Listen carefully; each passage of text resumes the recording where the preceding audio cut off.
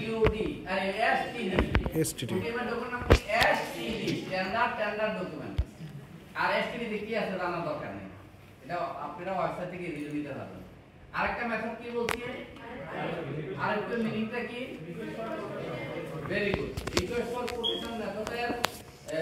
For quotation method ডকুমেন্টটা এসইউডি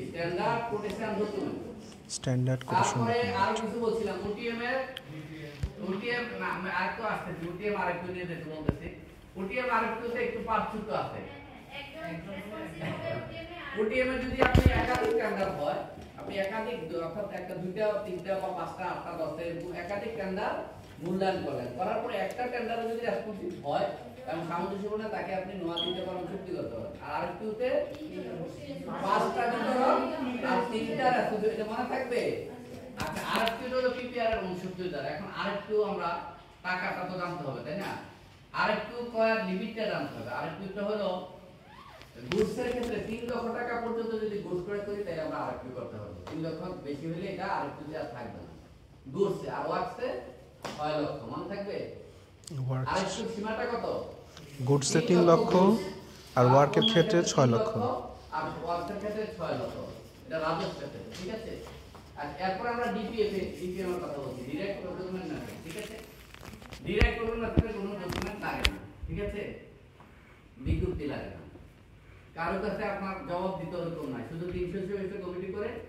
সরাসরি ক্রয় করবেন যদি একক প্রতিষ্ঠান হয় একক যদি সরকারি প্রতিষ্ঠান হয় সরাসরি সরকারি প্রতিষ্ঠান যাবে তারপরে আরেকটা কি বলছি 50 লক্ষ টাকা আর 5 কোটির বেশি না এক বছর ঠিক আছে এখন একটু সার্ভিস নিয়ে আমরা কথা বলি ঠিক আছে আমরা তো গুডস ওয়ার্কস নিয়ে কথা বললাম সার্ভিস তো আমরা জানি সেবা সার্ভিস যে আমরা ক্রয় করি সার্ভিস ক্রয়ের ক্ষেত্রে মনে রাখবেন কখনোই বিজ্ঞপ্তিতে দেওয়ার পরে কোনো ডকুমেন্ট বিক্রি করা লাগে না সার্ভিসের ক্ষেত্রে প্রথমে আমরা যদি চাই যে আমরা ইউআই সার্ভিসে আমরা প্রথমে কি করি ইউআই এক্সপ্রেস অফ ইন্টারেস্ট অর্থাৎ আমি বাড়ে 10টা বিল্ডিং করব 5টা বিল্ডিং করব আমি বললাম যে আমার এই জাতীয় এত স্কয়ার মিটার এই মানের বিল্ডিং করার জন্য আমরা ডিজাইন সুপারভিশনের যারা এক্সপার্ট তাদের থেকে আমরা আগ্রহ ব্যক্ত বা ইন্টারেস্ট আহ্বান করি তখন কি করব অনেকগুলো প্রতিষ্ঠান দাখিল করব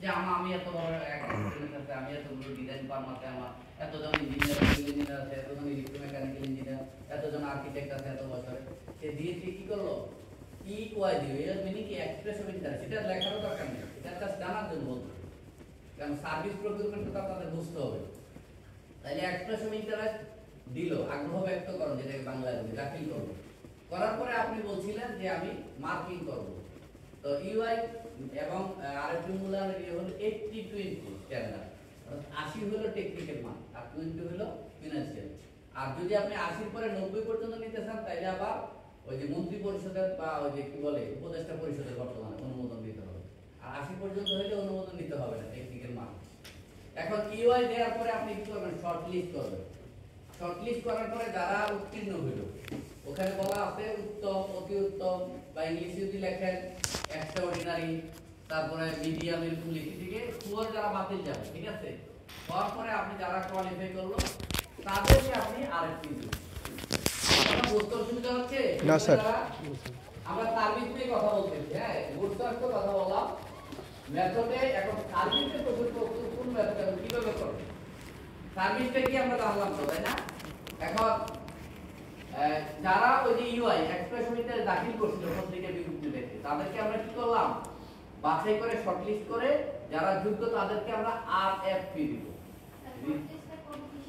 ওই যে নাম্বারের ভিত্তিতে 80-20 অর্থাৎ প্রথম ইউআই শর্টলিস্ট করবেন আপনি যে কারা যোগ্য আপনি যে কোয়ালিফিকেশন বলছিলেন যে তোমার 20 বছরের ফার্মের অভিজ্ঞতা 20 বছর হতে হবে এবং আমার 10 তলা বিল্ডিং 2টা 10 তলা বিল্ডিং করার অভিজ্ঞতা থাকতে হবে এটা একটু ক্লিয়ার রাখেন হ্যাঁ প্রথম যে একটা সার্ভিস ফার্মকে দিবেন প্রথম শর্টলিস্টে কিন্তু নাম্বারের ভিত্তিতে হবে না প্রথমটা হবে কোয়ালিফিকেশন ক্রাইটেরিয়ার উপরে কোয়ালিফিকেশনটা কি আমি ইউআই বিজ্ঞপ্তি দেওয়ার সময় পত্রিকাতে দিলাম তখন বলে দিয়েছিলাম যে আমার 15 বছর বা 20 বছরের অভিজ্ঞতা লাগবে এতজন আর্কিটেক্টের এই অভিজ্ঞতা সম্পন্ন এতজন আর্কিটেক্ট লাগবে এতজন সিভিল ইঞ্জিনিয়ার এই অভিজ্ঞতা সম্পন্ন লাগবে এত বছরের অভিজ্ঞতা এরকম করার পরে এই ফুলফিল বা অর্থাৎ এই কোয়ালিফিকেশন ক্রাইটেরিয়া যারা পূরণ করলো ওই ফার্মগুলোকে আমরা যোগ্য হিসেবে নিব।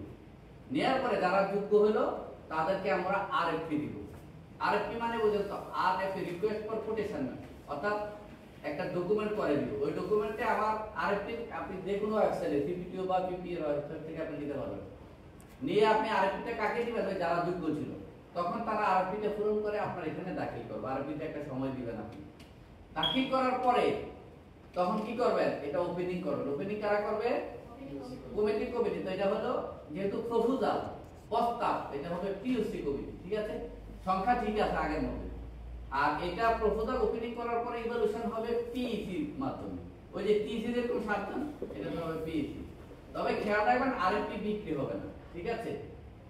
ফ্যাসিলিটি থেকে দেখছি আরএফপিও বিক্রি করে হচ্ছে 1000 2000 3000 5000 টাকা করে। সার্ভিসের এবং আরএফপিও ডকুমেন্ট কোনো সময় বিক্রি হয় না, ঠিক আছে? এই কথাটা কি ক্লিয়ার? জি স্যার। তাহলে এরা প্রথম ধাপ হলো আমি ইউআই দিব, দ্বিতীয় ধাপ হলো যারা যোগ্য তারা আরএফপি দিব। আরএফপি সাবমিট করার পরে পিওসি কর্তৃক খোলা হবে। পিওসি মানে কি? Proposal opening committee. এরপরে চূড়ান্ত মূল্যায়ন করবে পিইসি, প্রপোজাল ইভালুয়েশন করবে। করার পরে ওই যে ওই মূল্যায়নটা হবে 80-20 তে। আরএফপি দেওয়ার পরে যে আপনি চূড়ান্ত মূল্যায়ন করবেন, আর 80 থাকবে ফিনান্সিয়াল নাম্বার, আর 20 থাকবে ফিনান্সিয়াল নাম্বার, 80 থাকবে টেকনিক্যাল। তো এগুলি করার পরে তাকে চূড়ান্ত করবেন। আচ্ছা, এখন অনেকগুলো পদ্ধতি আছে, আর কি শেষ করে দিই আপনাদেরকে। এই যে মেথডগুলো, সার্ভিসের যে মেথডগুলো হলো, প্রথম মেথড হলো QC base, quality cost base. আমি আগেই বলছি, মাথা ভুল হয়ে যাবে মুখান্ত করে, শুনুন। QC base, quality cost base, এইটাকে সবচেয়ে বেশি গুরুত্ব দেওয়া হয়। কোয়ালিটি ও কস্ট সব ঠিক থাকে। এখন ফিক্সড বাজার যে আমি দিয়ে দিলাম 20 টাকা দিয়ে তুমি এত করে বিল্ডিং ডিজাইন করে বলে, তাহলে ওই ফিক্সড বাজার, তখন ফিক্সড বাজার হলো ওই ফার্মগুলোকে জানাই দিতে হবে, তখন কম্পিটিশনে যে কম দিল তাকে।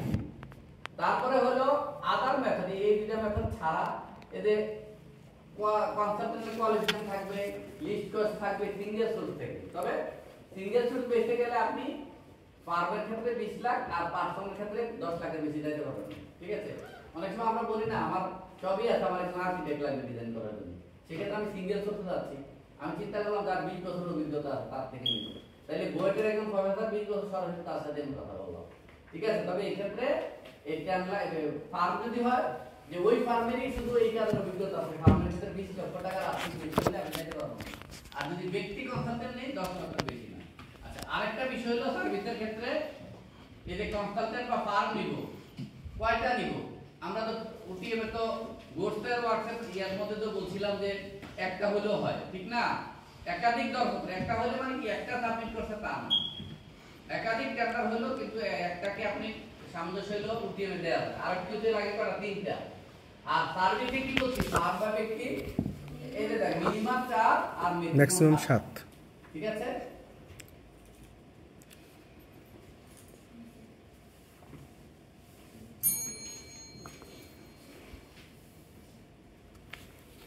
এখন এই কারা কারা পরীক্ষা নিয়ে টেনশন করতেছেন বলেন?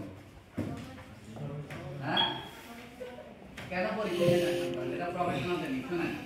আচ্ছা,